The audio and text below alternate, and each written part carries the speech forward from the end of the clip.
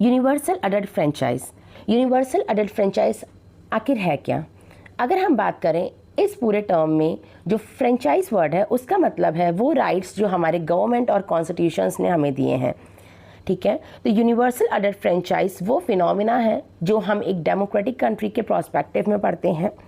एक democratic country में जो वहाँ के सिटीजन्स होते हैं उनके पास कुछ फंडामेंटल राइट्स होते हैं, जिसमें से एक राइट है उनके पास वोटिंग राइट का होना। हर अडल्ट को इक्वालिटी के साथ ट्रीट किया जाता है। उनके पास पावर होती है कि वो अपने अकॉर्डिंग अपने रिप्रेजेंटेटिव्स को इलेक्ट कर सकते हैं। ठीक है, तो चलिए शुरू करते हैं। फर्स्ट पॉइंट है हमारा यूनिवर्सल अडल्ट फ्रेंचाइज। फ्रेंचाइज जैसा कि हमने डिस्कस किया, वो राइट जो कॉन्स्टिट्यूशन और गवर्नमेंट ने एक सिटीजन्स को दिए हुए हैं।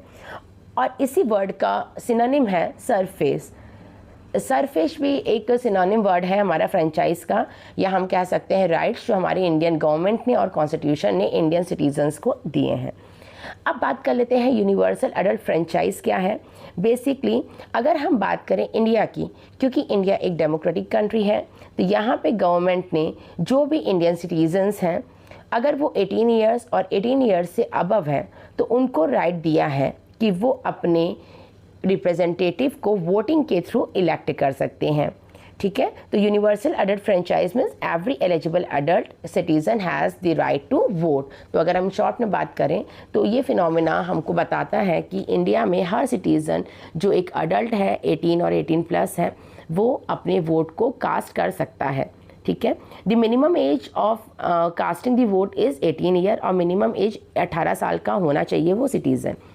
Every eligible citizen gets 1 vote और हर सिटीज़न के पास सिर्फ एक वोट कास्ट करने का राइट होता है। Every vote has a equal value और हर सिटीज़न की वोट की वैल्यू इक्वल होती है। अगर हम वोटिंग की बात करें तो वोटिंग में कभी भी किसी भी सिटीज़न की caste, creed, race, religion, gender, education और इनकम बेसिस पे बायसनेस नहीं की जाती है।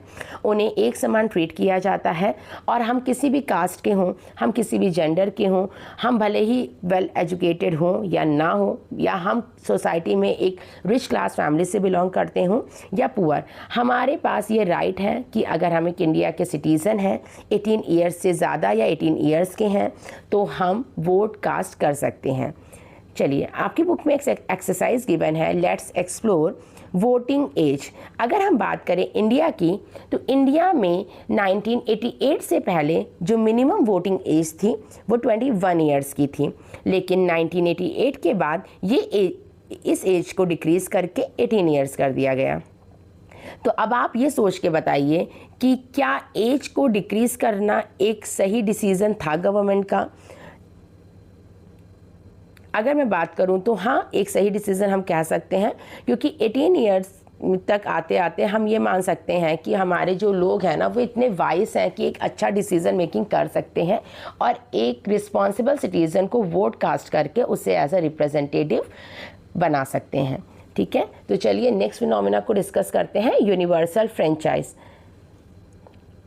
अ कॉर्नरस्टोन ऑफ डेमोक्रेसी। अगर हम यूनिवर्सल फ्रेंचाइज की बात करें तो ये डेमोक्रेसी का बहुत इंपॉर्टेंट पार्ट है, या हम कह सकते हैं पिलर है। Universal franchise applies to Lok Sabha election, state and union territory legislative assembly election and local election in the village and cities.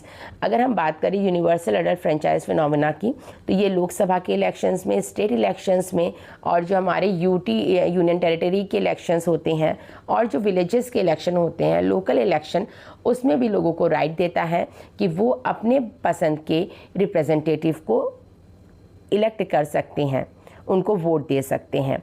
ठीक है, आर्टिकल 326 के अकॉर्डिंग जो हमारा कॉन्स्टिट्यूशन है, ये प्रोवाइड करता है basis of election to Lok Sabha and state legislative assembly on the basis of adult surface.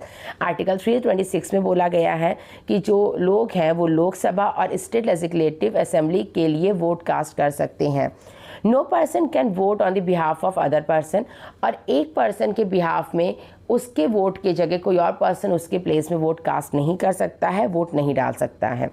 A person must be registered as a voter in their constituency.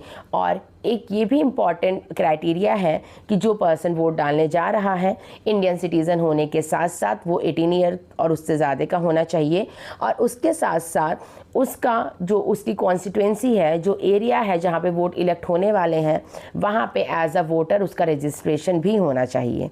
A person convict the certain serious crimes may be barred from voting। और अगर कोई ऐसा person जिसने कोई serious crime किया है तो उसको वोट देने का कोई भी अधिकार नहीं है। ओके, अगर हम बात करें टर्म कॉन्स्टिट्यूएंसी की, तो कॉन्स्टिट्यूएंसी वो एरिया है जहाँ पे वोटर्स इलेक्ट करते हैं अपने रिप्रेजेंटेटिव को। The voters living in a particular constituency elect their representative। और एक पर्टिकुलर कॉन्स्टिट्यूंसी के लोग अपने रिप्रेजेंटेटिव्स को इलेक्ट करेंगे, या आप ये बोल सकते हो कि बहुत बड़े एरियाज़ को छोटे छोटे एरियाज़ में डिवाइड किया गया है और उन छोटे छोटे एरियाज़ के लिए सेपरेट वोटिंग सिस्टम कंडक्ट कराया जाता है, तो उन एरियाज़ को ही कॉन्स्टिट्यूएंसी बोला गया है। ओके, अगर हम बात करें कि वोटिंग की, तो वोटिंग में अब appear to be a single act but it represents something much greater। Voting की अगर बात करें तो हो सकता है कि बहुत से लोगों को लगे कि वोटिंग ही तो एक छोटी सी ही तो बात हो रही है, लेकिन वोटिंग किसी भी डेमोक्रेटिक कंट्री के लिए बहुत इंपॉर्टेंट रोल प्ले करती है, क्योंकि यहाँ पे जो सिटीजन्स हैं, जो आम लोग हैं, वो खुद अपने रिप्रेजेंटेटिव को इलेक्ट करते हैं। हम वहाँ पे ये बता सकते हैं कि हम किसे पसंद करते हैं, किसके काम को पसंद करते हैं, या हम किसको चाहते हैं कि हमारे कंट्री को, हमारे एरिया को लीड करें, क्योंकि रिप्रेजेंटेटिव किसी भी एरिया के डेवलपमेंट में बहुत इंपॉर्टेंट रोल प्ले करता है। ठीक है, तो वोटिंग एक सिर्फ सिंपल एक छोटा सा एक्ट नहीं है, ये हमारी रिस्पॉन्सिबिलिटी है, और इंडिया के डेवलपमेंट के लिए या किसी भी डेमोक्रेटिक कंट्री के डेवलपमेंट के लिए वोटिंग एक बहुत इंपॉर्टेंट रोल प्ले करता है। चलिए, एक कुछ फैक्ट दिया हुआ है। इंडियाज़ इलेक्टोरल स्केल 2024 में लोकसभा में इलेक्शन हुए थे, और उसके अकॉर्डिंग इंडिया में 980 मिलियन एलिजिबल वोटर्स थे। उस टाइम 543 पार्लियामेंट्री कॉन्स्टिट्यूएंसीज थी इंडिया में, and more than 1 million polling station थे, वो पोलिंग स्टेशन जहाँ पे लोग जाके अपने वोट को कास्ट कर सकते थे। India also has about 3.1 million elected representative, और उस टाइम पे 3.1 मिलियन रिप्रेजेंटेटिव थे जिनको इलेक्ट किया गया था, and around 1.3 million women representative, और टोटल 3.1 रिप्रेजेंटेटिव में वीमेंस की भी कुछ सीट्स थी, जो 1.3 मिलियन वीमेन रिप्रेजेंटेटिव्स थे, and more than 2,50,000 local government bodies. तो ये जो फैक्ट्स हैं, ये 2024 के लोकसभा इलेक्शन पे बेस्ड फैक्ट्स हैं। चलिए, अब नेक्स्ट बात करते हैं वोटिंग बिफोर इंडिपेंडेंस। अगर हम इंडिया की बात करें तो इंडिया में इंडिपेंडेंस से पहले सिर्फ 13% लोगों को ही वोट देने की परमिशन थी। Therefore voting rights were not universal. इसलिए हम बोल सकते हैं कि इंडिपेंडेंस से पहले इंडिया में वोटिंग राइट यूनिवर्सल नहीं था। बहुत सिर्फ 13% लोग ही वोट देते थे। अगर आप बात करो टोटल 100 की पॉपुलेशन है, तो उस 100 में सिर्फ 13 लोगों के पास ये राइट था कि वो वोट दे सकते थे। ठीक है, India gave women vote right from the beginning of its democratic system. लेकिन इंडिया एक ऐसी कंट्री है जहाँ पे उसने वीमेंस को हमेशा से ही वोट दिया है और उनको एक डेमोक्रेटिक सिस्टम का इम्पॉर्टेंट पार्ट माना है। India was among the early country to provide women the right to vote, और इंडिया एक उन कंट्री की लिस्ट में आता है जिसने वीमेंस को वोटिंग का राइट हमेशा से शुरुआत से ही देना शुरू कर दिया था।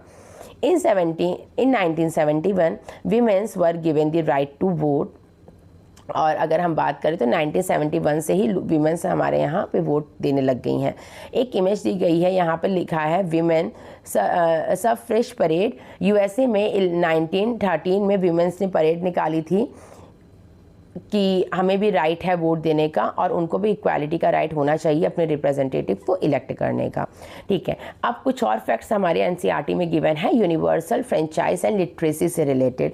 ये जो फैक्ट्स हैं इसमें ये बताया गया है कि 1947 में ओवरऑल लिटरेसी रेट सिर्फ 14% था, और जिसमें विमेन का रेट था 8%, और some people argued that only literate people should have the right to vote. और उस टाइम कुछ लोगों ने ये आर्ग्यू किया था, या कुछ लोगों का कहना था कि जितने लिटरेट लोग हैं सिर्फ उन्हीं का राइट होना चाहिए वोटिंग कास्ट करने का, इलिटरेट को कोई भी राइट नहीं है कि वो वोट दें। अच्छा, अब आप बताइए कि why might the constitution makers have decided to introduce universal adult franchise from independence itself.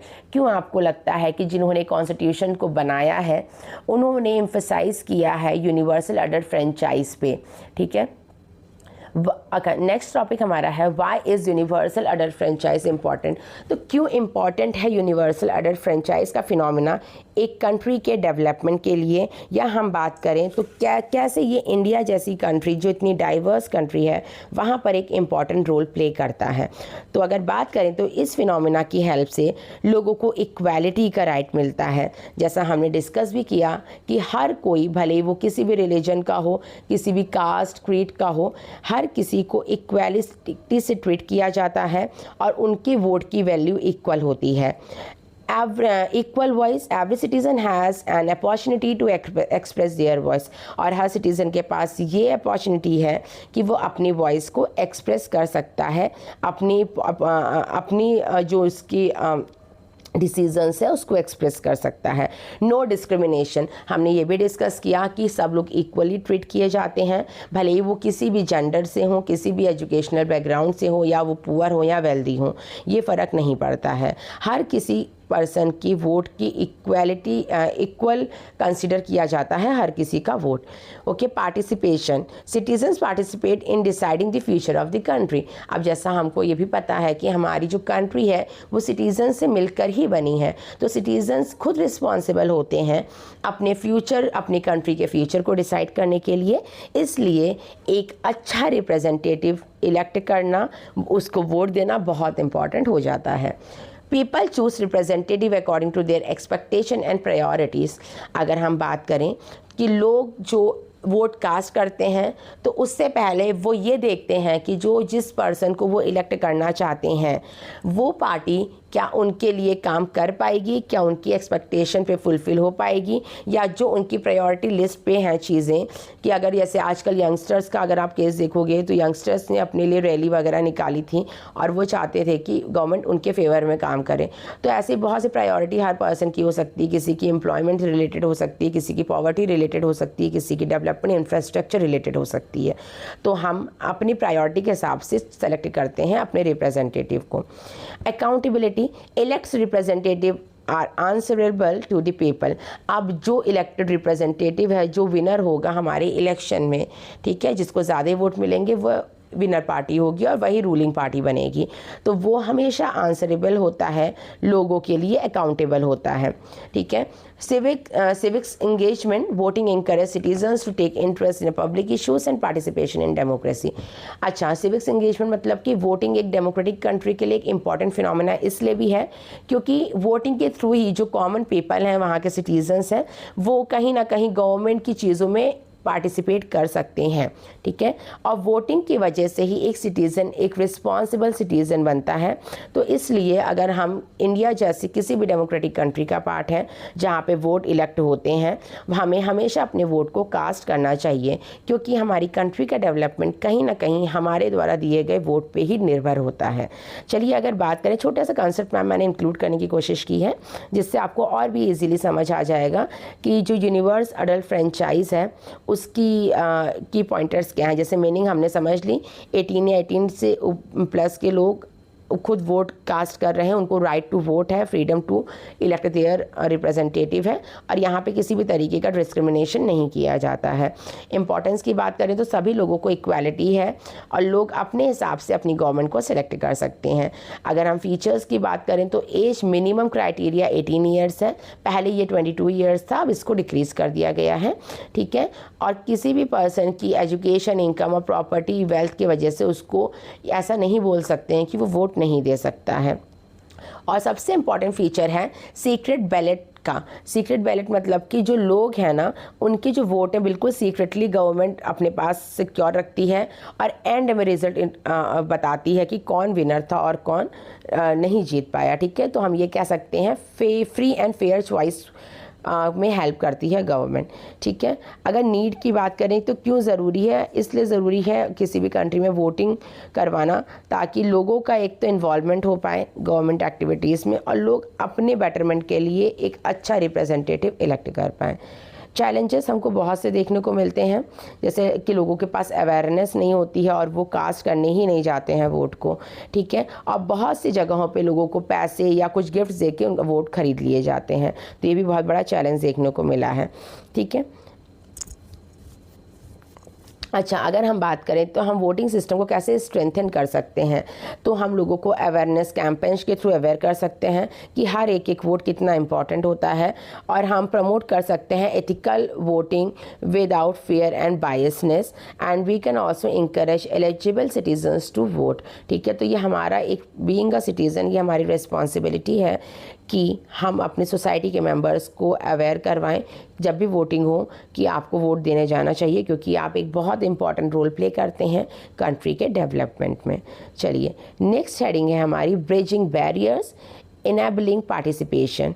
Universal franchise means that every eligible citizen has a right to vote. तो हमने डिस्कस किया यूनिवर्सल अडल्ट फ्रेंचाइज का phenomena ये बोलता है कि हर वो citizen जो एलिजिबल है उसे वोट देना चाहिए, but democracy also requires that citizens are able to exercise that right. लेकिन डेमोक्रेसी में ये भी बोला गया है कि सिटीजन्स को ये पता होना चाहिए कि उनके लिए क्या बेटर डिसीजन हो सकता है, और उसी बेस पे उनको अपने रिप्रेजेंटेटिव को इलेक्ट करना चाहिए।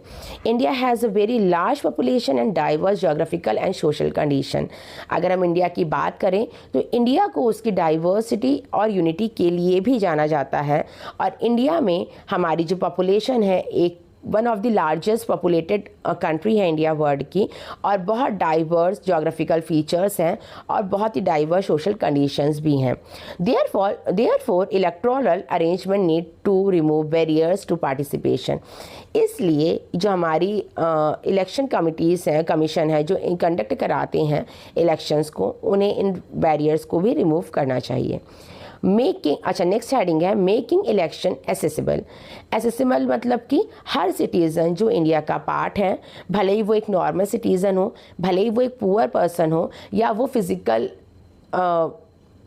फिज़िकली एम्पायरमेंट किसी को या डिसेबिलिटी हो, हर पर्सन के पास ये राइट होना चाहिए कि अगर वो इंडिया का या किसी डेमोक्रेटिक कंट्री का सिटीज़न है, वो क्राइटेरियाज़ को फुलफ़िल करता है, तो वो ईज़िली अपने वोट को कास्ट कर पाए।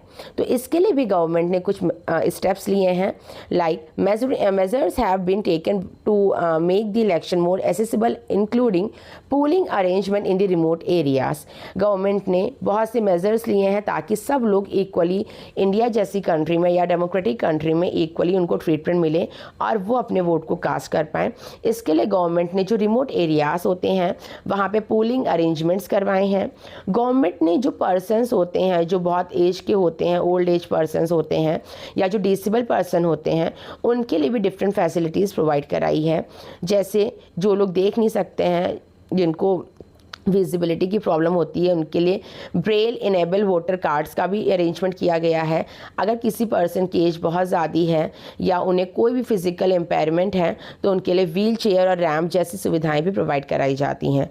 तो हम ये बोल सकते हैं कि गवर्नमेंट ने हर सिटीज़न को इक्वालिटी से ट्रीट करने के लिए उनकी प्रॉब्लम्स को देखते हुए उनके लिए फैसिलिटीज़ प्रोवाइड कराई हैं ताकि वो इजीली वोटिंग डे के दिन जाएं और अपने वोट को कास्ट कर पाएँ। ओके, हमारे में अब एक नेक्स्ट एक्सरसाइज है, लेट्स एक्सप्लोर। अब आपको ये सोचना है कि how do accessibility measure strength in democracy. कैसे एसेसिबिलिटी किसी एक कंट्री की, डेमोक्रेटिक कंट्री की डेमोक्रेसी को और मजबूत बनाता है। How can these measures increase voter participation, और कैसे ये मेजर्स वोटर पार्टिसिपेशन को इंक्रीज करते हैं।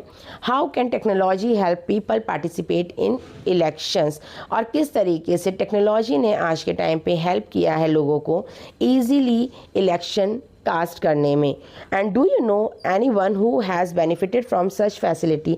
क्या आप जानते हैं अपनी लोकेलिटी या अपने आसपास कुछ ऐसे लोगों को जिन्हें ये फैसिलिटीज़ मिली हों और वो इजीली इलेक्शन में जाके अपना वोट कास्ट कर पाए हों। Okay, next heading we have voter turn out. अगर हम बात करें वोटर टर्न आउट की, तो यहाँ पर हम डिस्कस करेंगे कि कितने रेशो में या कितने परसेंटेज में जब भी वोटिंग कंडक्ट होते हैं हमारे इंडिया या किसी भी डेमोक्रेटिक कंट्री में, तो लोगों का पार्टिसिपेशन कितना रहता है। ठीक है, तो voter turnout refers to the portion of eligible voters who actually vote. देखिए, हमारे इंडिया की अगर हम बात करें तो बहुत कम रेशियो है जो लोग एक्चुअल में जाते हैं और वोट अपना कास्ट करते हैं, ठीक है। About 34% of eligible voter did not exercise their vote right to vote in 2024 election. अभी हमने ऊपर बात करी थी 2024 में जो इलेक्शन कंडक्ट हुए थे, तो उस इलेक्शन के बेसिस पे जो डेटा हमको मिलता है उसमें हमें ये पता चलता है कि जितने एलिजिबल वोटर्स थे उनमें से 34% ने तो वोट ही नहीं दिया था, ठीक है। Okay, now in your book one activity is also given, that is conduct a short survey among the adult in your family and neighborhood। आपको एक छोटा सा सर्वे कंडक्ट करना है। आप ये सर्वे अपनी फैमिली और नेबरहुड में इजीली कंडक्ट कर सकते हो। Find out whether they voted, और आपको ये पूछना है कि क्या उन्होंने वोट दिया था। Why some people may not vote, अगर किसी ने वोट नहीं दिया है तो उसके पीछे क्या रीज़न था कि उन्होंने वोट नहीं कास्ट किया। What difficulties they face and how voter participated can be decrease, और उनको वोटिंग में क्या डिफ़िकल्टी फेस हुई और कैसे वोटर पार्टिसिपेशन इससे इम्पैक्ट होता है या डिक्रीज हुआ है। कैसे हम वोटर पार्टिसिपेशन को इंक्रीज़ कर सकते हैं। जो डिफ़िकल्ट, जैसे कि अगर कोई डिसेबल पर्सन है, उनकी नॉलेज में ही नहीं है कि गवर्नमेंट ने वहाँ पे व्हील चेयर का अरेंजमेंट कराया है, तो आप उनको अवेयर कर सकते हो कि नेक्स्ट टाइम से आप जाइए, क्योंकि गवर्नमेंट ने बहुत सी फैसिलिटीज़ अवेलेबल कराई हैं। या जो हमारे बहुत ओल्ड एज के हमारे ग्रैंड पेरेंट्स होते हैं, उन्हें प्रॉब्लम होती है जाने में, तो वो भी उन फैसिलिटीज़ का ईजिली यूज़ कर सकते हैं। चलिए, यहाँ पर जो इमेज दी हैं, ये इमेज दी हैं कि कैसे सिटीजन्स अपने वोट को कास्ट करते हैं। देखिए, आप इमेज में देख सकते हैं कि ओल्ड एज के लोगों को व्हील चेयर या जिनको कोई भी प्रॉब्लम है, उनके हिसाब से गवर्नमेंट ने उन्हें फैसिलिटी प्रोवाइड कराई है। फोर्थ इमेज में आप ये देख सकते हो कि जो अंकल हैं वो कार्डबोर्ड के अंदर जाके उन्होंने वोट कास्ट किया है, क्योंकि कहीं ना कहीं गवर्नमेंट की ये भी रिस्पॉन्सिबिलिटी होती है कि हमारे वोट को वो सीक्रेटली रखें, डिस्क्लोज ना होने दें, ठीक है। तो ये हमारे इंडिया में इलेक्टोरल सिस्टम है और किस तरीके से वोट कंडक्ट होते हैं ये हम यहाँ पे देख सकते हैं, ठीक है। Now one more fact is given in your book, that is Uttar Meru inscription. उसमें ये लिखा था कि अगर हम 10th सेंचुरी की बात करें और describe a process of selecting representative, तो यहाँ पर बताया गया कि 10th सेंचुरी में कैसे लोग अपने वोट को देते थे। आज से अगर हम कंपेयर करें एंशिएंट टाइम में, तो इतनी टेक्नोलॉजिकल अपडेट्स नहीं थे और ना ही हमारे पास पेपर होता था उस टाइम पे। तो बहुत से टाइम पे तो लोग अपनी राइटिंग वगैरह भी पाम लीफ में ही करते थे। तो इसी तरीके से लोग नेम ऑफ एलिजिबल कैंडिडेट्स को, उनका नेम को वो पाम लीफ में लिखते थे। उसके बाद उन पाम लीफ को वो एक पॉट में डाल देते थे और उस पॉट को प्रॉपर सील कर दिया जाता था। और जब सब लोग अपने वोट को डाल देते थे उस पॉट में, तो बाद में एंड में उनकी काउंटिंग होती थी और उनकी काउंटिंग पब्लिकली ओपन करके करी जाती थी। एक सिलेक्टेड डेट निकाला जाता था और उस दिन सब लोगों को इकट्ठा करके वहाँ पे वोट को काउंट किया जाता था। A young boy randomly drew a palm leaf, और एक यंग बॉय को बुलाते थे और उससे कहते थे कि आप एक पाम लीफ को निकालो। A respected person showed his empty hand to the public, the selected name were read aloud, और वो पहले अपने वो दिखाएगा और जो सिलेक्टेड लोग होंगे वो उसका नाम लिया जाएगा। And this describe an organised and transparent method of selecting representative, और इस तरीके से एंशिएंट टाइम पर रिप्रेजेंटेटिव को सेलेक्ट किया जाता था, ठीक है। पहले पाम लीफ में लोग अपने कैंडिडेट्स का नाम लिख देंगे जिनको वो वोट देना चाहते हैं, फिर एक रैंडम बच्चे को बुलाया जाएगा, उससे कहेंगे कि आप निकालो एक मतलब कि इसमें रैंडमली सेलेक्ट करो पाम लीफ को, और जिसका नाम होगा वो हमारा रिप्रेजेंटेटिव इलेक्ट कर दिया जाता था, ठीक है। चलिए, यहाँ पर एक एक्टिविटी कंडक्ट करवाई गई है। क्लास के अंदर मॉनिटर या क्लास रिप्रेजेंटेटिव इलेक्ट करने के लिए मॉक इलेक्शंस करवाए गए हैं, ठीक है। तो यहाँ पे 3 बच्चे हैं, ठीक है। A class representative represents the class in the meeting with the teachers and helping organise the class event.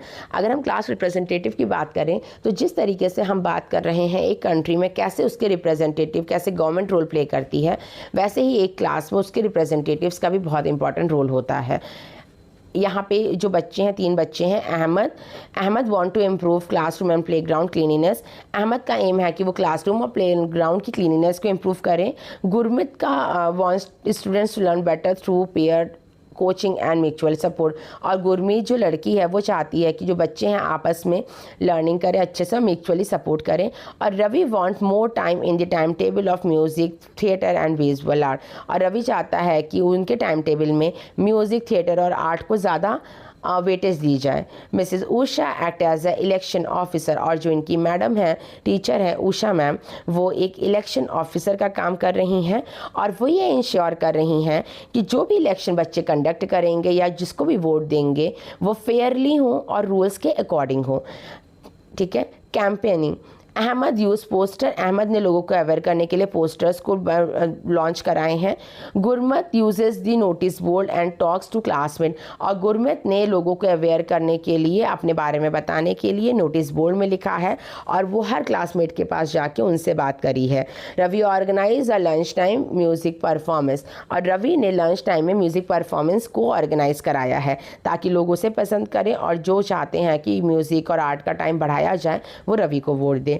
Miss Usha explain the election rules and introduce the secret ballot system, और उषा मैम जो हैं इन्होंने election rules को लोगों को बताया है और उन्होंने सीक्रेट बैलेट सिस्टम के बारे में बताया है कि आप जिसको भी वोट देंगे वो फेयर होगा और उसको सीक्रेटली रखा जाएगा, डिस्क्लोज नहीं किया जाएगा और एंड में ही रिजल्ट को बताया जाएगा। Voting booths are arrange to maintain privacy, और वोटिंग बूथ्स को भी अरेंज किया गया है ताकि लोगों की प्राइवेसी या बच्चों की प्राइवेसी को मेंटेन रखा जा सके। नाउ अब आता है वोटिंग डे, जिस दिन होनी है क्लास में रिप्रेजेंटेटिव की इलेक्शन की वोटिंग।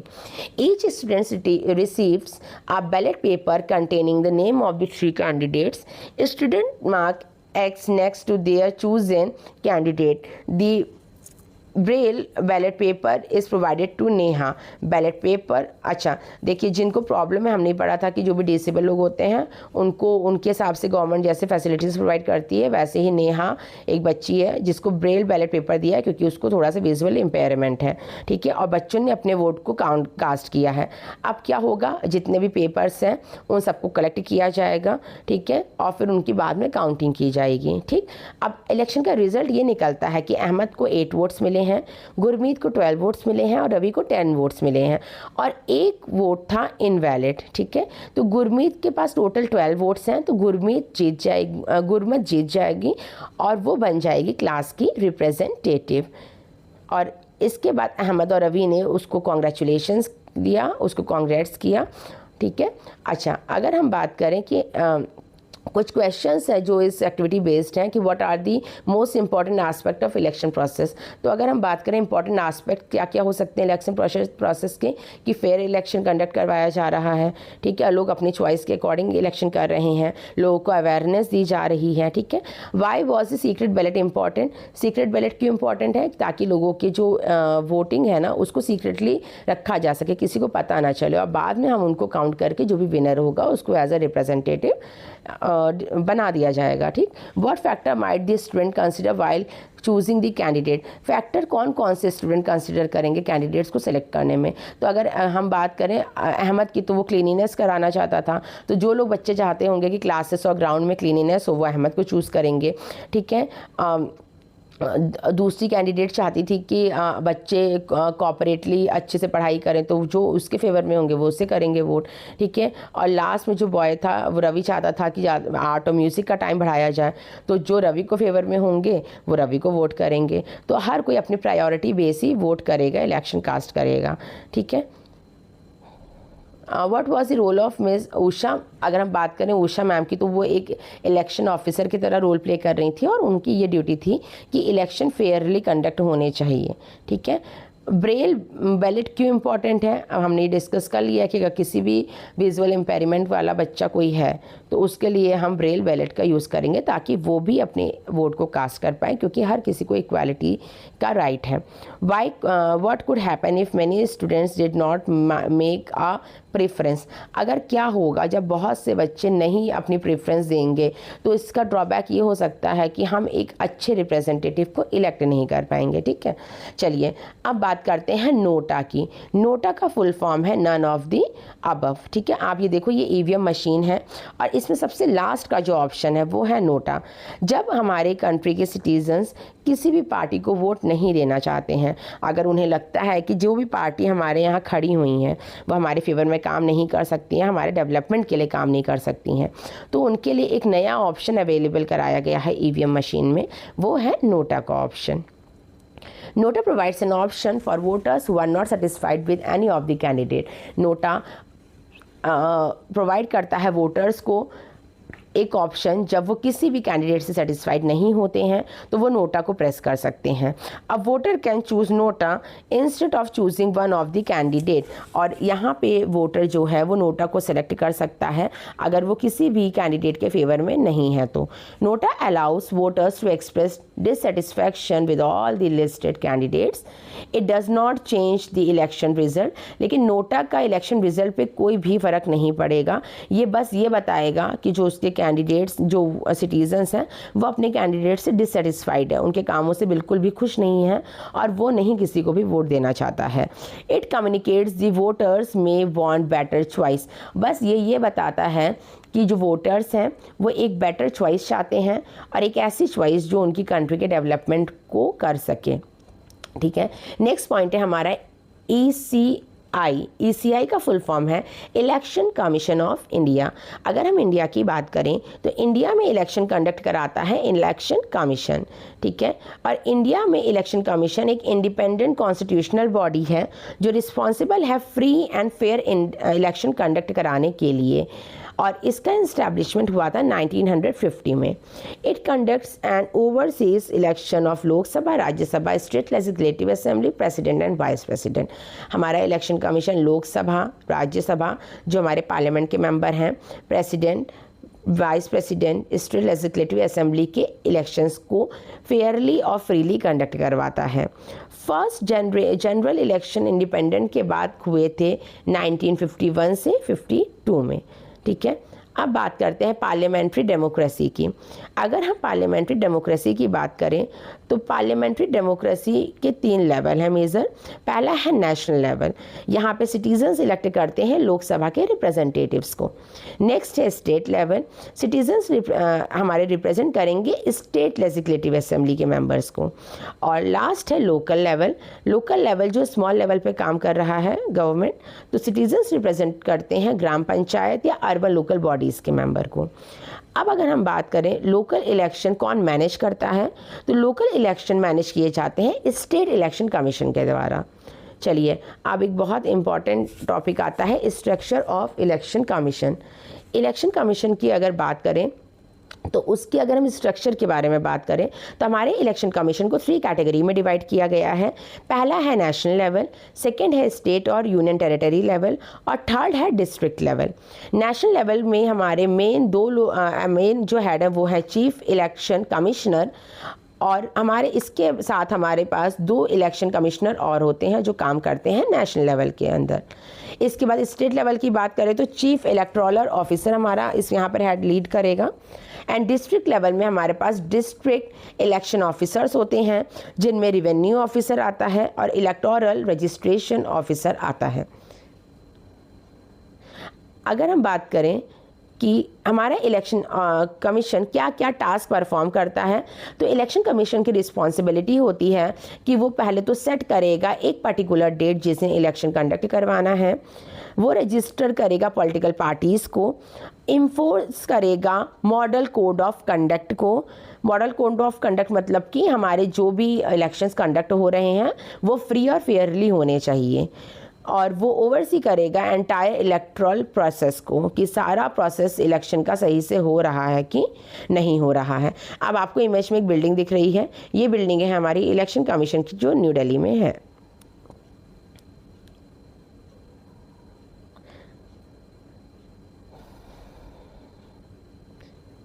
ठीक है, अब हम बात करते हैं फंक्शन क्या क्या है। हमने बात कर लिया फंक्शन इलेक्शन कमीशन का, डेट को डिसाइड करना किस दिन इलेक्शन होगा, ये पार्टीज़ का रजिस्ट्रेशन करना, मॉडल कोड ऑफ कंडक्ट को इन्फोर्स करना, और इलेक्शन प्रोसेस को देखना कि सही तरीके से इलेक्शन कंडक्ट हो रहे हैं कि नहीं। नाउ हमें एक और टॉपिक दिया गया है डोंट मिस आउट में इलेक्शन ड्यूटीज़ का। Conducting election in India is mammoth, मतलब कि एक बहुत बड़ा टास्क है इलेक्शन इंडिया में कंडक्ट कराना, क्योंकि इंडिया की पॉपुलेशन बहुत ज़्यादा है और एक डेमोक्रेटिक कंट्री के वजह से ये बहुत इंपॉर्टेंट है कि जो हमारे इलेक्शन है वो फेयरली और फ्रीली कंडक्ट किए जाएं। A large number of people are involve in election duty. Election duty में बहुत से लोगों को इन्वॉल्व किया जाता है, अलग अलग लोगों की वहाँ पे ड्यूटी लगती है ताकि हम प्रॉपर तरीके से इलेक्शन को कंडक्ट करवा पाएँ। Government employees including teachers may be deployed to assist the in election. Government employees की भी ड्यूटी इलेक्शन में लगाई जा सकती है और जो टीचर्स होते हैं उनकी ड्यूटी भी लगाई जा सकती है। अब आपको ये पता लगाना है अपने टीचर्स से बात करके कि क्या उन्होंने कभी इलेक्शन ड्यूटी करी है, अगर हाँ तो उनका क्या एक्सपीरियंस रहा है। ठीक है, चलिए अब कुछ और फैक्ट्स दिए गए हैं कि हमारे इंडिया में रिजर्वेशन सिस्टम चलता आया है, तो इलेक्शन में भी हमारे इंडिया में कुछ सीट्स रिज़र्व होती हैं शेड्यूल्ड ट्राइब्स के लिए और वीमेंस के लिए भी। ठीक है, शेड्यूल्ड कास्ट और शेड्यूल्ड ट्राइब्स के लिए मेजरली सीट्स को रिजर्व किया जाता है। तो अगर हम 2024 लोकसभा के इलेक्शन की बात करें तो यहाँ पे 84 सीट्स रिजर्व थी शेड्यूल्ड कास्ट के लिए और 47 सीट्स रिजर्व थी शेड्यूल्ड ट्राइब के लिए। अगर 84 सीट्स की बात करें तो 64% एससी के लिए रिजर्व था और 36% एसटी के लिए रिजर्व था। ठीक है, तो ये डेटा हमारा बेस्ड है 2024 के लोकसभा इलेक्शन पे।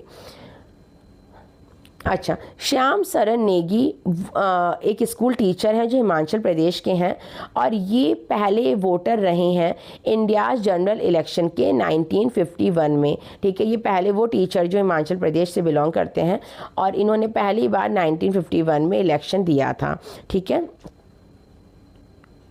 और ये फर्स्ट वोटर थे इंडिया के जनरल इलेक्शन के।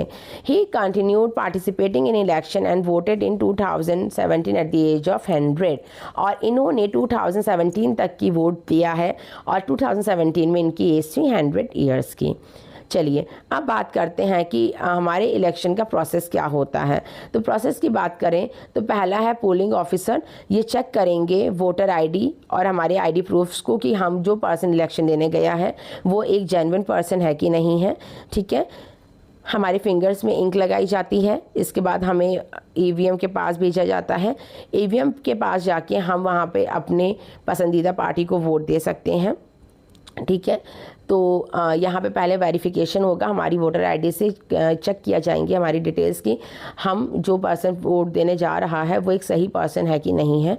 फिर इंक एंड सिग्नेचर कराए जाएंगे, क्रॉस वेरीफाई करा के हमारी एक फिंगर में इंक लगाई जाती है और सिग्नेचर कराए जाते हैं कि हम वोटिंग को अटेंड किया है। ठीक है, the second polling officer applied ink and voter finger and gives the required chit to take the voter signature. फिर फाइनल वेरिफिकेशन होता है। ठीक है, फिंगर में कलर आपका इंक लगा है कि नहीं और चिट में प्रॉपर तरीके से वैलिड है कि नहीं है, उसका फाइनल हमारा वेरिफिकेशन होगा और फिर हमको भेजा जाएगा ईवीएम मशीन की तरफ। ईवीएम मशीन के पास भेजने पे हम अपने कैंडिडेट को बटन प्रेस करके इलेक्ट कर सकते हैं जिसको हम पसंद करते हैं, और अगर हम किसी भी कैंडिडेट को इलेक्शन नहीं देना चाहते हैं तो हम नोटा को प्रेस कर सकते हैं और वहाँ पर एक बीप की आवाज़ आएगी। ठीक है, और वीवीपैट स्लिप के थ्रू हमारे वोट को वेरीफाई किया जाएगा। ये है हमारी ईवीएम मशीन की इमेज और सबसे लास्ट में हमको नोटा का साइन देखने को मिलता है। ठीक है, तो ये पूरा प्रोसेस है हमारे इलेक्शन कास्ट करने का। अच्छा, ये जो पर्सन है हमने बात की थी, पर्सन जो श्याम सरन नेगी जो हिमाचल प्रदेश के टीचर थे, पहली बार इन्होंने 1951 में वोट दिया था और 2017 में इनकी एज 100 ईयर्स की हो गई थी, तब तक इन्होंने वोट दिया है। ठीक, अब बात करते हैं वीवीपैट क्या होता है। वीवीपैट मतलब है voter verifiable paper audit trail. ठीक है, ये एक प्रिंटिंग स्लिप होती है। It is a slip printed attach to the EVM. It shows the printed slip with the eyes detail of your voter in a few seconds. You can verify that your vote has been recorded correctly. या हम जब भी press करेंगे button तो बगल में ही आपको उस कैंडिडेट का सिंबल और उसका नंबर दिख जाएगा कि कैंडिडेट का नंबर क्या है, आपने किस सिंबल को वोट किया है। तो ये वो स्लिप है जिसमें आपको ये पता चलता है कि आपने सही कैंडिडेट को वोट किया है कि नहीं, और इसे आप इजीली देख सकते हो। ठीक है, और वीवीपैट से ट्रांसपेरेंसी और ट्रस्ट इंक्रीज होता है हमारी इलेक्टोरल प्रोसेस के ऊपर। ठीक,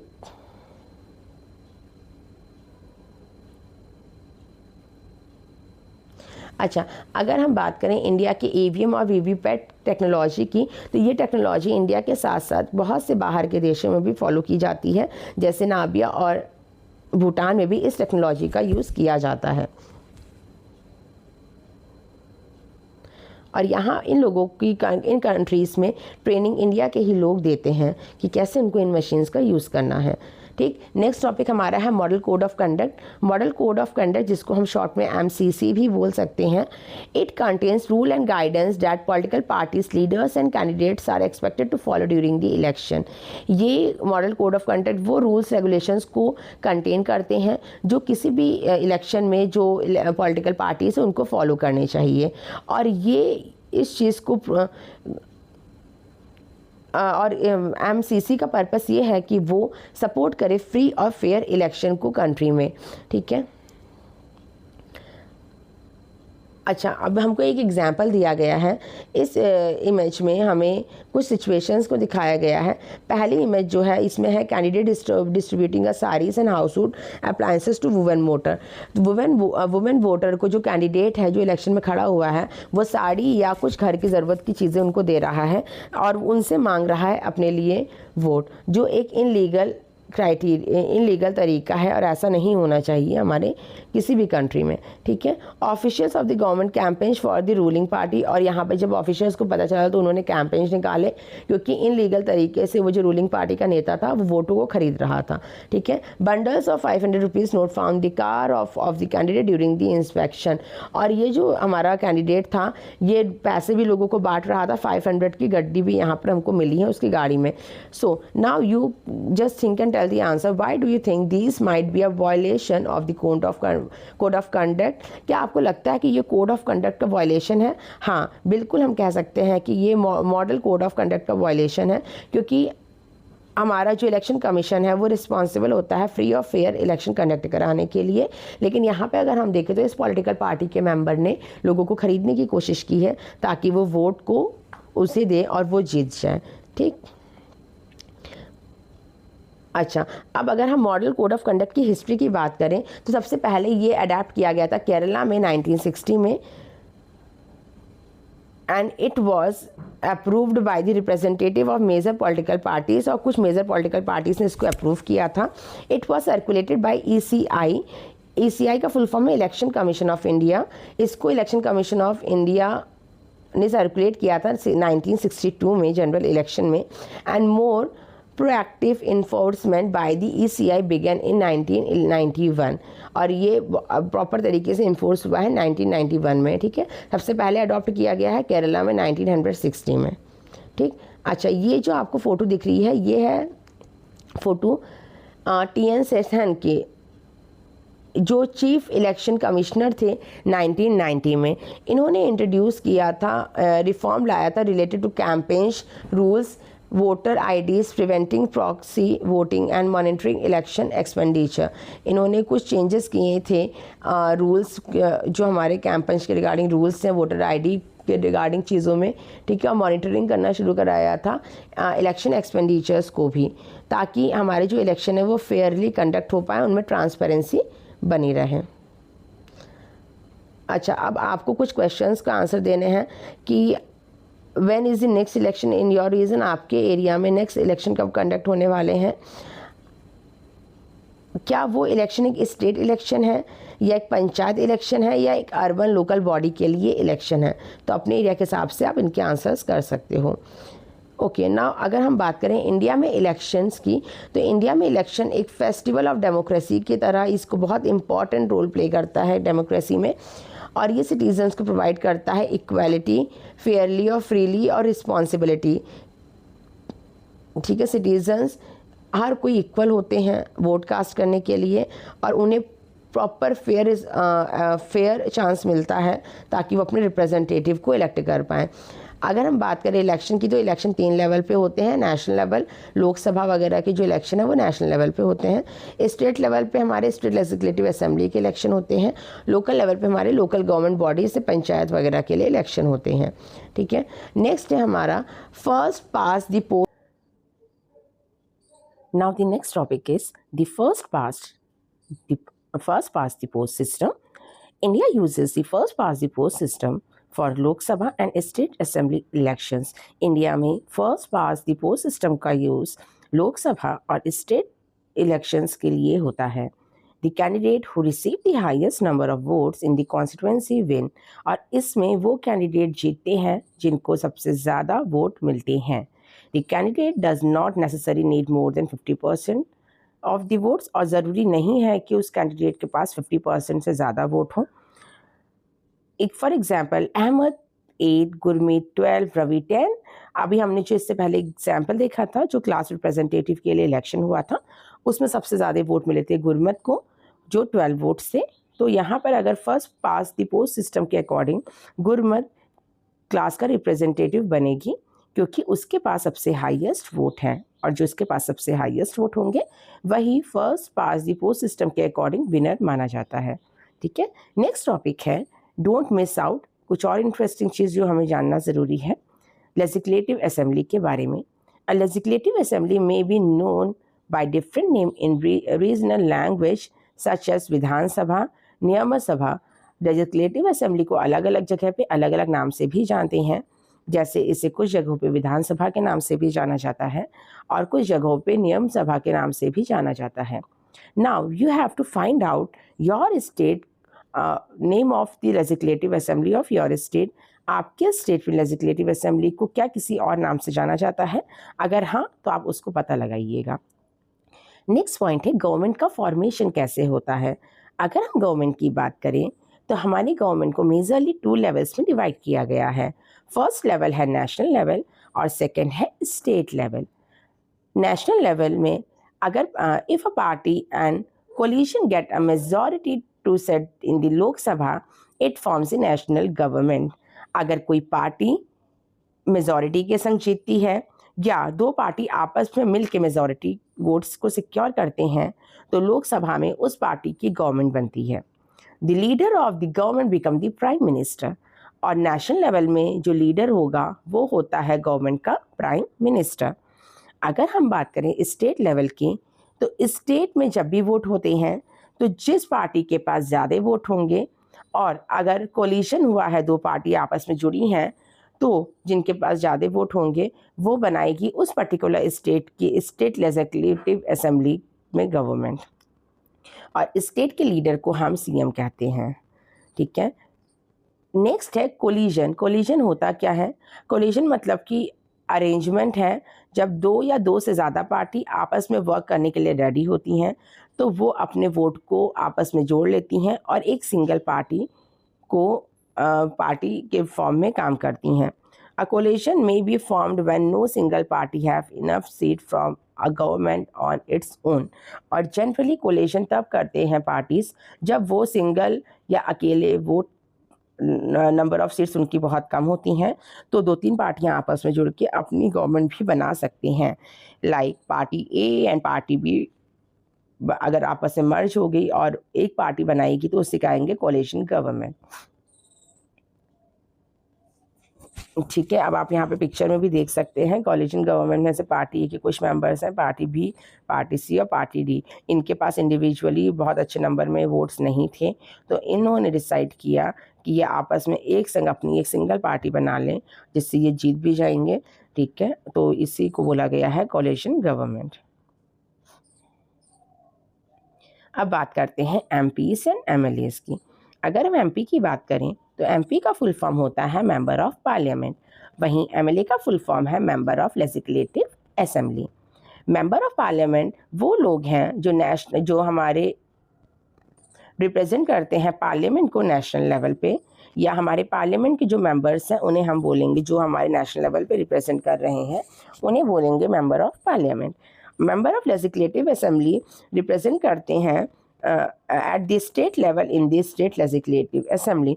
स्टेट लेवल पे हमारी जितने भी मेंबर्स हैं आपस में मिलके वो मेंबर ऑफ लेजिस्लेटिव असेंबली का पार्ट होते हैं, और ये स्टेट लेजिस्लेटिव असेंबली में स्टेट को रिप्रेजेंट करते हैं। ठीक है, अगर हम एक मेमोरी ट्रिक की बात करें तो एमपी मतलब यहाँ पे मेंबर, देखिए एम का मतलब मेंबर है हर दोनों जगह, और एमपी में पी मतलब पार्लियामेंट है, तो जो पार्लियामेंट के मेंबर हैं, और पार्लियामेंट हमेशा नेशनल लेवल पे ही काम करता है।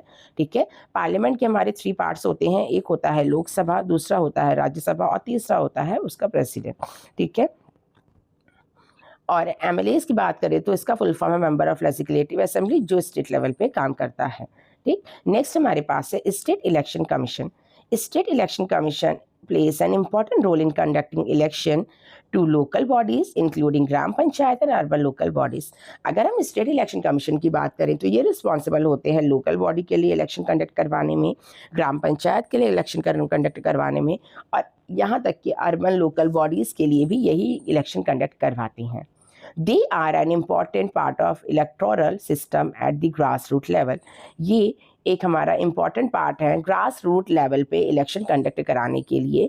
ग्रास रूट लेवल मतलब कि जो बेस है, जैसे कि सबसे छोटे हमारे ऐसे विलेजेस हैं, उससे बड़े हमारे पास स्टेट्स हैं, फिर हमारे पास कंट्री आती है ना, तो ऐसे बीच में बहुत से सब डिविजन्स होते हैं, लेकिन grass root level base level पे जो इलेक्शन का काम कर रहा है वो है स्टेट इलेक्शन कमीशन।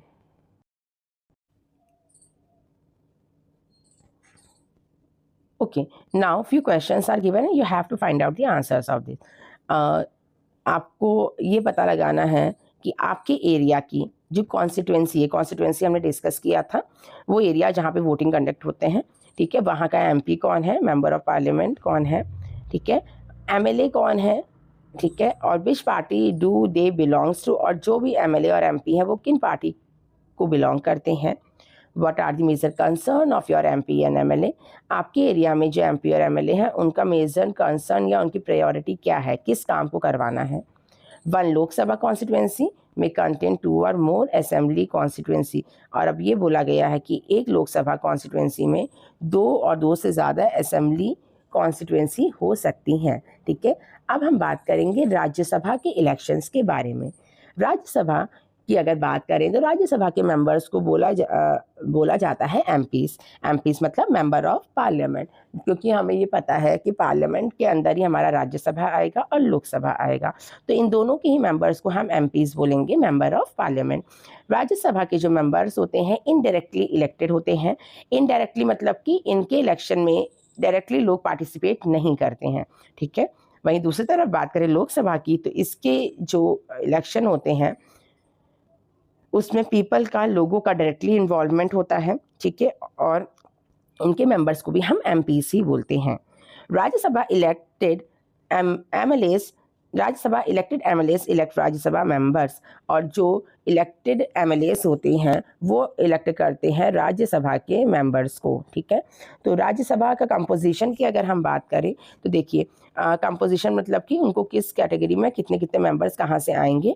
तो अगर हम बात करें एमएलएस की, ठीक है, तो MLAs vote is indirectly election, indirect election के थ्रू एमएलए का सिलेक्शन होता है राज्यसभा में, और टोटल नंबर ऑफ सीट हैं 233। ठीक है, जो एमएलए अपॉइंट कर सकता है, इनडायरेक्ट इलेक्शन से अपॉइंट हो सकते हैं। ठीक है, और राज्यसभा में 12 मेंबर्स को इलेक्ट करते हैं प्रेसिडेंट। तो इस तरीके से राज्यसभा में टोटल मेंबर्स हो जाते हैं 245, जिसमें 233 का इनडायरेक्टली इलेक्शन से अपॉइंटमेंट होता है और 12 का अपॉइंटमेंट होता है प्रेसिडेंट के द्वारा।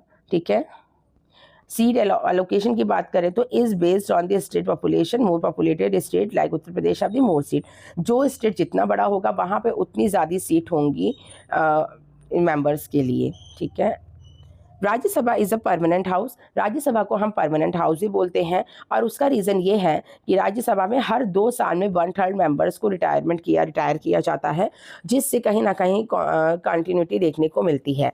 ठीक है, and MLAs votes using a single transferable vote system ranking candidate by preference. MLA single transferable voting system की हेल्प से कैंडिडेट को रैंक करते हैं और उन कैंडिडेट को अपना वोट देते हैं जो उनकी फर्स्ट प्रेफरेंस में होगा। ठीक है, अच्छा, हमने ये डिस्कस कर लिया। टोटल हमारे पास राज्यसभा में मेंबर हैं 245, जिसमें 233 इलेक्टेड मेंबर होते हैं एमएलएस जिनको इलेक्ट करते हैं, और 12 होते हैं हमारे नॉमिनेटेड मेंबर जिनको नॉमिनेट करता है प्रेसिडेंट। ठीक है, और जितना बड़ा एरिया होगा उतनी ज़्यादा ही सीट होंगी हमारे राज्यसभा की। ठीक, राज्यसभा को परमानेंट हाउस बोला जाता है। ठीक है, क्योंकि ये कम्प्लीटली डिसॉल्व नहीं होता है और मेंबर्स का टर्म यूजुअली 6 ईयर्स तक का होता है और 1/3 मेंबर्स हर 2 साल में रिटायर होते हैं और न्यू मेंबर्स को उसके बाद तुरंत इलेक्ट कर लिया जाता है। ठीक है, इसलिए हम ये बोल सकते हैं कि ये जो हाउस है ये का बिल्कुल प्रॉपर तरीके से डिसॉल्व कभी भी नहीं हो रहा है, इसलिए हम इसे परमानेंट हाउस भी बोलते हैं। ठीक, नेक्स्ट टॉपिक हमारे पास है single transferable vote. Rajya Sabha election use the single transferable vote system. Rajya Sabha में सिंगल ट्रांसफरेबल वोट सिस्टम का यूज़ होता है। Member of the state legislative assemblies rank candidate according to their preference. और यहाँ के जो मेंबर्स होते हैं, स्टेट लेजिस्लेटिव के जो मेंबर्स होते हैं वो वोट देते हैं राज्यसभा के मेंबर्स को इलेक्ट करने के लिए और उनके वोट डिपेंड होते हैं उनके प्रेफरेंसेस पे। ठीक है, the system helps providing representative while also allowing voter to express preference among the candidate. और इस सिस्टम की हेल्प से रिप्रेजेंटेटिव को इजीली इलेक्ट किया जाता है और जो पर्सन वोट दे रहा है वो अपने प्रेफरेंस को इजीली एक्सप्रेस भी कर पाता है।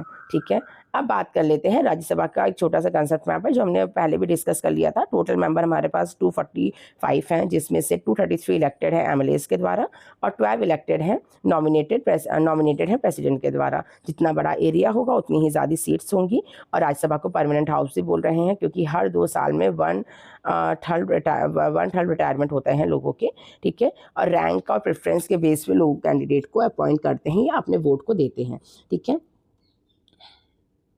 अच्छा, नेक्स्ट है डायरेक्ट एंड इनडायरेक्ट इलेक्शन। तो अगर हम बात करें डायरेक्ट इलेक्शन की, तो डायरेक्ट इलेक्शन वो इलेक्शन है जिसमें लोग डायरेक्टली इन्वॉल्व हो रहे हैं या लोगों की वोट से कोई मेंबर अपॉइंट किया जा रहा है। जैसे कि हम बात करें लोकसभा, स्टेट लेजिस्लेटिव असेंबली और जो लोकल बॉडीज जैसे ग्राम पंचायत या अर्बन बॉडीज की जो भी इलेक्शंस होते हैं उसमें लोग डायरेक्टली वोट देते हैं बीइंग अ सिटीजन और वहाँ पे अपॉइंटमेंट होते हैं अथॉरिटी मेंबर्स के। ठीक है, तो अगर पीपल लोग डायरेक्ट वोट दे के रिप्रेजेंटेटिव को अपॉइंट कर रहे हैं तो वो डायरेक्ट इलेक्शन का एग्जाम्पल हो जाएगा।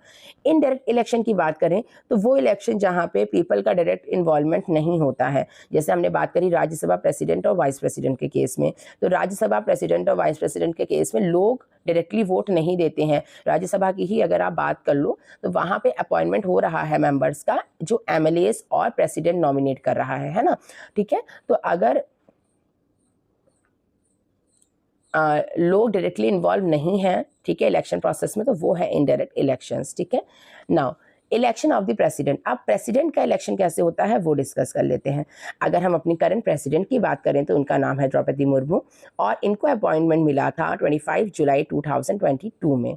ठीक है, प्रेसिडेंट को head of the constitutional head of the Republic of India बोला जाता है। ठीक है, प्रेसिडेंट को ही हमारे स्टेट का हेड बोला जाता है। ठीक है, the president is a supreme constitutional authority and the first citizen of the India. President को ही माना जाता है इंडिया का एक पहला फर्स्ट सिटीजन जो सबसे हाईएस्ट या सबसे ज़्यादा पावरफुल है और वो अथॉरिटी मेंबर है हमारे इंडिया का। ठीक है, हेड माना जाएगा जिसे। She is a guardian of the constitution and work for the welfare of the people. और मेजरली इनको माना जाता है कि इनका जो काम है ये लोगों के वेलफेयरमेंट के लिए काम करते हैं। ठीक है, अगर की पॉइंट्स की बात करें तो president is elected indirectly by the electoral college. President को इलेक्ट करने में डायरेक्टली पीपल का कोई भी रोल नहीं है, वो इनडायरेक्टली अपॉइंट किए जाते हैं इलेक्टोरल कॉलेज के द्वारा। इनका नॉर्मल टाइम पीरियड या जितने टाइम के लिए काम कर सकते हैं मिनिमम 5 ईयर्स का, मैक्सिमम 5 ईयर्स का होता है। और प्रेसिडेंट को री इलेक्ट भी किया जाता है, मतलब कि अगर कोई 5 साल तक की सर्व किया है उसके बाद इलेक्शन होंगे, अगर फिर से वो जीत जाएगा तो वो फिर से सर्व कर सकता है। ठीक है, president is the supreme commander of the arm force. और प्रेसिडेंट को ही सुप्रीम कमांडर बोला जाता है हमारी आर्म फोर्स का भी। ठीक है, the president gives assent to bills pass by the parliament. The president appoint the prime minister, governor, जज of the supreme court and high court ETC। और ये प्रेसिडेंट के पास ही राइट है कि वो अपॉइंट कर सकता है प्राइम मिनिस्टर, गवर्नर, जज, सुप्रीम कोर्ट और हाई कोर्ट के। ठीक है, अच्छा, क्या क्या फीचर्स है आप बात कर लें जल्दी से। तो क्या है, कॉन्स्टिट्यूशन इन्हीं पे डिपेंडेंट होगा। ठीक है, ये यूनिटी और इंटीग्रिटी और प्रोग्रेस के लिए काम करेंगे। ठीक है, represent the people of India, कहीं ना कहीं ये लोगों को ही रिप्रेजेंट कर रहे हैं क्योंकि इनडायरेक्टली लोगों का ही रोल है इनको अपॉइंट करने में, राइट। ठीक है, promote justice, equality and harmony, और ये रिस्पॉन्सिबल है अपनी कंट्री के जस्टिस सिस्टम और हार्मनी को प्रमोट करने के लिए। ठीक, the president symbolises the unity of the nation and upholds the value of our constitution. तो अगर हम बात करें जो प्रेसिडेंट हैं वो बहुत इंपॉर्टेंट रोल प्ले करता है इंडिया की यूनिटी में और इंडिया के कॉन्स्टिट्यूशनल वैल्यू को बना के रखने में कि हम प्रॉपरली उसे फॉलो कर रहे हैं कि नहीं। ठीक है, करंट प्रेसिडेंट कौन है? द्रौपदी मुर्मू मैम है। ठीक ठीक, नेक्स्ट हमारा टॉपिक है how does not vote in the president election, who does not vote in the president election। ठीक है, तो प्रेसिडेंट के वोट में कौन है, प्रेसिडेंट को अपॉइंट करने में कौन लोगों का कंट्रीब्यूशन नहीं होता, हम ये मान सकते हैं। ठीक है, तो प्रेसिडेंट नॉमिनेटेड राज्यसभा मेंबर जो होंगे उनका, ठीक है, नॉमिनेटेड मेंबर जो स्टेट लेजिस्लेटिव असेंबली के होंगे वो प्रेसिडेंट के इलेक्शन में कोई भी रोल प्ले नहीं करते हैं। मेंबर ऑफ लेजिस्लेटिव काउंसिल उनके इलेक्शन में कोई भी रोल प्ले नहीं करते हैं और nominated member of legislative assembly of Delhi and Puducherry. ठीक है, now next point we have think about it president election. अब बात करते हैं प्रेसिडेंट के इलेक्शन की। Why are this people are not involve in presidential election, क्यों ये जो हमने ऊपर बात करी वो लोग नहीं इन्वॉल्व हैं प्रेसिडेंशियल इलेक्शन में। Why do common citizen not directly elect the president, और क्या रीज़न है कि कॉमन लोग प्रेसिडेंट के इलेक्शन में इन्वॉल्व नहीं होते हैं। The electoral system ensure participation of direct elected representative in choosing the president. जो इलेक्टोरल सिस्टम होता है वो इंश्योर करता है उन रिप्रेजेंटेटिव जो कि डायरेक्टली रिप्रेजेंटेटिव उनके प्रेसिडेंट को चूज़ करें। ठीक है, अब बात करते हैं बाई कैमरल लेजिस्लेटिव क्या होता है। बाई मतलब कि टू, ठीक है, तो पार्लियामेंट जैसे कि by cameral legislative is a legislative with two houses और चैम्बर्स, वो लेजिस्लेटिव जिसके दो हाउस या दो चैम्बर्स हैं। ठीक है, at a union level parliament हमारे, जैसे कि पार्लियामेंट हमारा लोकसभा और राज्यसभा से मिलकर बना हुआ है। ठीक है, तो बाई कैमरल मतलब कि वो हाउस जिसके दो पार्ट्स होते हैं, जैसे कि हमने बात करी राज्यसभा पार्लियामेंट की किससे मिलके बना है, लोकसभा और राज्यसभा से मिलके बना है। नेक्स्ट है हमारा इलेक्शन ऑफ वाइस प्रेसिडेंट। जो इंडिया के वाइस प्रेसिडेंट है उनका इलेक्शन कैसे होता है। तो अभी करंट वाइस प्रेसिडेंट की बात करें तो इनका नाम है CP राधाकृष्णन और इनका अपॉइंटमेंट हुआ था 2025 सितंबर में। ठीक है, the vice president of India is the second highest constitutional office in the country and serve as the ex officio chairman of the Rajya Sabha. Vice president जो हमारे इंडिया का है ये सेकंड हाईएस्ट पोजीशन है हमारे इंडियन गवर्नमेंट के अंदर और ये वो पर्सन होता है जो एक्स ऑफिसर रह चुका होता है एज अ चेयरमैन राज्यसभा में। करंट वाइस प्रेसिडेंट हमारे हैं चंद्रपुरम पंचुमनी राधाकृष्णा, जिनको हम CP राधाकृष्णा भी जानते हैं। ठीक है, इनका अपॉइंटमेंट 12 सितंबर 2025 में हुआ था और ये एज अ एक्स चेयरपर्सन सर्व कर चुके हैं राज्यसभा में। इनकी रिस्पॉन्सिबिलिटीज़ की बात करें तो ये राज्यसभा को उनके ड्यूटीज़ को असाइन करते हैं और वो देखते हैं कि प्रॉपरली फुलफिल हो रही हैं कि नहीं हो रही हैं। ठीक है, कॉन्स्टिट्यूशनल पोजीशन की बात करें तो vice president second highest constitutional office है हमारे इंडिया का। ठीक है,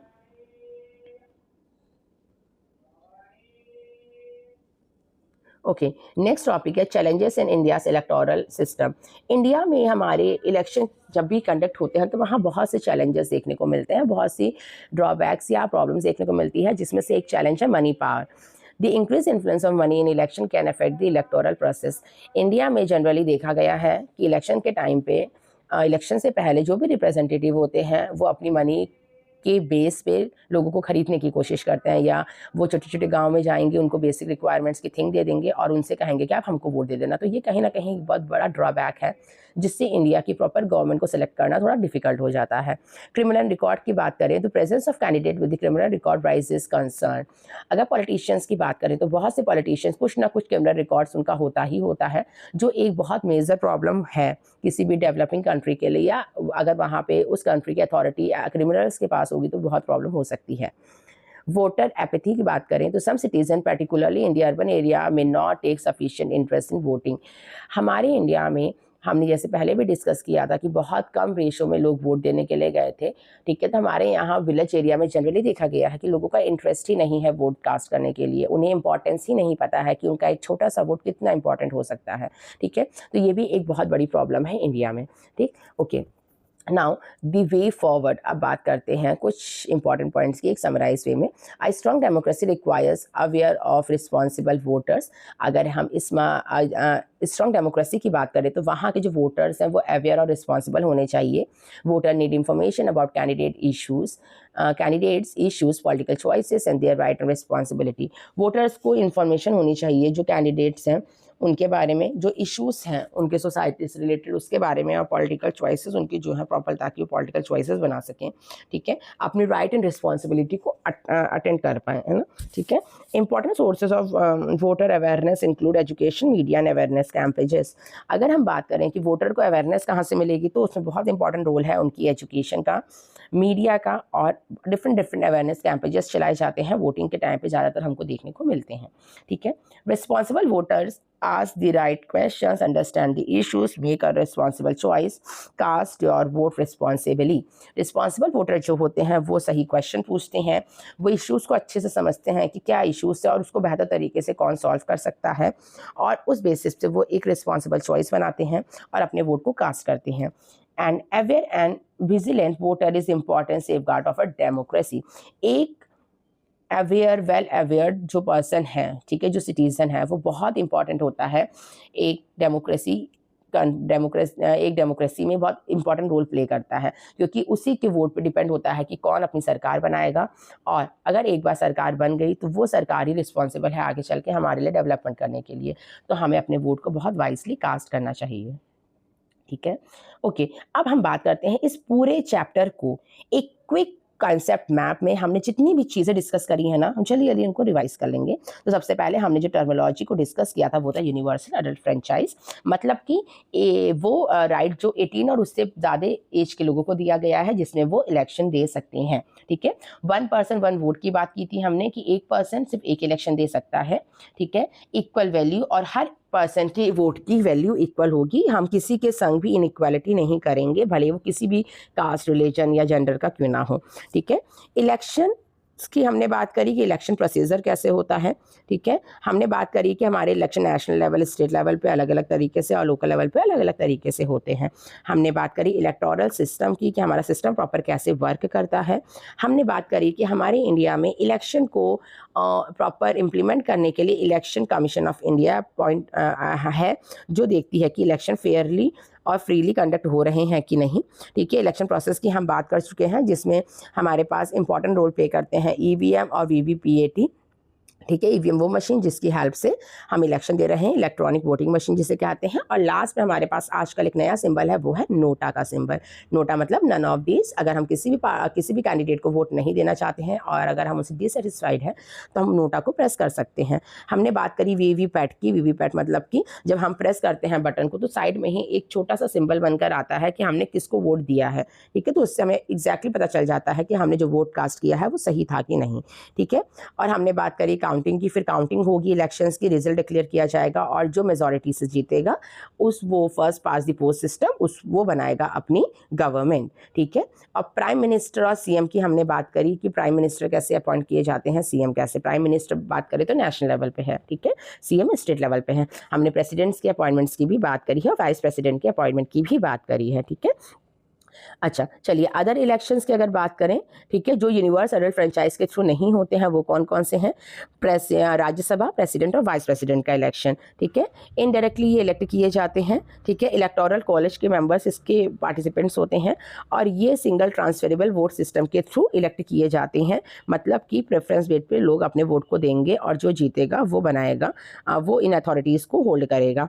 कुछ एब्रीविएशंस गिवन है उनको भी डिस्कस कर लेते हैं। यूएएफ मतलब यूनिवर्सल अडल्ट फ्रेंचाइज। OPOV मतलब 1 person 1 vote. EV equal value.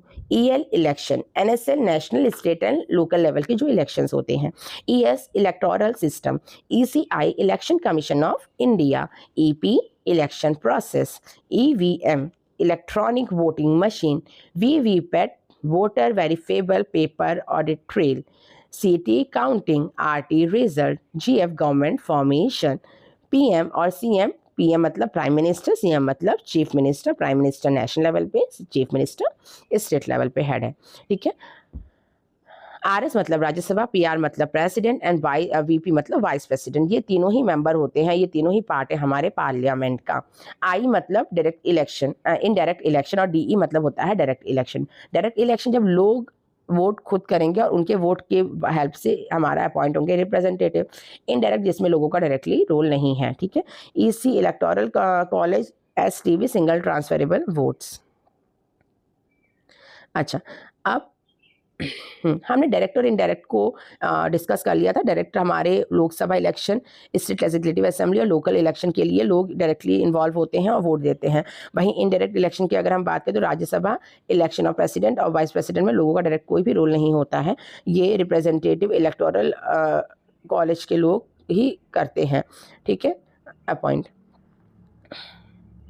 लेकिन एक डेमोक्रेसी के लिए डायरेक्ट इलेक्शन और इनडायरेक्ट इलेक्शन दोनों का ही होना बहुत इंपॉर्टेंट है, ठीक है। चलिए कुछ इंपॉर्टेंट टर्मिनोलॉजीज की बात कर लेते हैं। फ्रेंचाइज हमने बात करी थी, जो राइट है लोगों को दिया गया है, ठीक है, कॉन्स्टिट्यूशन और गवर्नमेंट के द्वारा। सरफेस फ्रेंचाइज का ही एक सिनोनिम वर्ड होता है। Universal adult franchise, right of eligible adult citizens to vote. Constituency, area whose voters elect the representative, वो एरिया जहाँ पे वोटर्स अपने रिप्रेजेंटेटिव को इलेक्ट कर रहे हैं। सीक्रेट बैलेट, वोटिंग प्राइवेटली हम वोट करते हैं, वो है secret ballot. NOTA, NOTA, none of this. अगर हम किसी भी पार्टी के फेवर में नहीं है तो हम नोटा का साइन, नोटा का बटन प्रेस कर सकते हैं, ठीक है। ECI, election commission of India, जो रिस्पॉन्सिबल है इंडिया में इलेक्शन कराने के लिए। VVPAT, voter verifiable paper audit trail, जब हम वोट करते हैं तो स्क्रीन में सिंबल बन के आ जाता है, किस नंबर पर वो कैंडिडेट है वो बन के आ जाता है, तो वो है VVPAT। MCC, model code of conduct, की जो हमारे जो इलेक्शन है वो फेयरली और फ्रीली कंडक्ट होने चाहिए। MP, member of parliament. MLA, member of legislative assembly. First past the post system, मतलब कि जो कैंडिडेट सबसे ज़्यादा वोट सिक्योर करेगा वो अपनी गवर्नमेंट को बनाएगा। कोलिशन मतलब कि जब दो या दो से ज़्यादा पार्टी आपस में मर्ज हो जाती हैं और साथ में काम करती हैं, कोलिशन गवर्नमेंट कहते हैं। इलेक्टोरल कॉलेज मतलब group of eligible representative who elect the constitutional office head, वो रिप्रेजेंटेटिव जो इन डायरेक्ट इलेक्शन में बहुत इंपॉर्टेंट रोल प्ले करते हैं, ठीक है। बाइकैमरल लेजिस्लेटिव मतलब वो लेजिस्लेचर जिसमें 2 हाउसेस होते हैं। डिसोल्यूशन मतलब कि एंड और टर्मिनेशन होना लेजिस्लेटिव बॉडी का। अच्छा, अब हम पूरे चैप्टर की समरी की बात करें तो हमने यहाँ पे यूनिवर्सल अडल्ट फ्रेंचाइज की बात करी कि डेमोक्रेटिक कंट्री में कैसे इंपॉर्टेंट है। हमने बात करी कि राइट टू वोट रिस्पॉन्सिबली लेना कितना इंपॉर्टेंट है, कि जो भी लोग वोट कर रहे हैं उन्हें पता होना चाहिए कि वोटिंग क्यों इंपॉर्टेंट है हमारी कंट्री के लिए। वोटर्स वेल अवेयर होने चाहिए, ठीक है, और हर वोटर को वोटिंग में पार्टिसिपेट करना चाहिए, क्योंकि हर वोटर का इंपॉर्टेंट है वोट डेवलपमेंट के पॉइंट ऑफ व्यू से। The election commission of India is a constitutional body to conduct the election. हमारे इंडिया में election commission of India important role play करती है इलेक्शन कंडक्ट करवाने में। ECI की अगर बात करें तो overseas election including through the president and vice president, हमारे इलेक्शन कमीशन ही वाइस प्रेसिडेंट और प्रेसिडेंट का इलेक्शन करवाने में भी इंपॉर्टेंट रोल प्ले करते हैं, ठीक है। Indian democracy faces challenges that requires voter awareness and vigilance. India में डेमोक्रेसी है जहाँ पे बहुत से टाइम पे बहुत से चैलेंजेस फेस करने को मिलता है, ठीक है, और इसके लिए रिक्वायर्ड है कि हमारे जो वोटर है वो प्रॉपर अवेयर हों, ठीक है, ताकि वो सही रिप्रेजेंटेटिव को इलेक्ट कर पाए। अब यहाँ पे कुछ क्वेश्चंस हैं, इन क्वेश्चंस को हम नेक्स्ट वीडियो में डिस्कस करेंगे। आई होप कि आपको ये पूरा चैप्टर बहुत इजीली समझ आ गया होगा। अगर आपको वीडियो पसंद आया तो चैनल को लाइक, शेयर और सब्सक्राइब जरूर करिएगा, और इसी तरीके से टॉपिक्स को इजीली समझने के लिए मुझे प्लीज़ सपोर्ट करिए, ठीक है। अब नेक्स्ट वीडियो में हम इस चैप्टर से रिलेटेड क्वेश्चन आंसर्स और MCQ को डिस्कस करेंगे।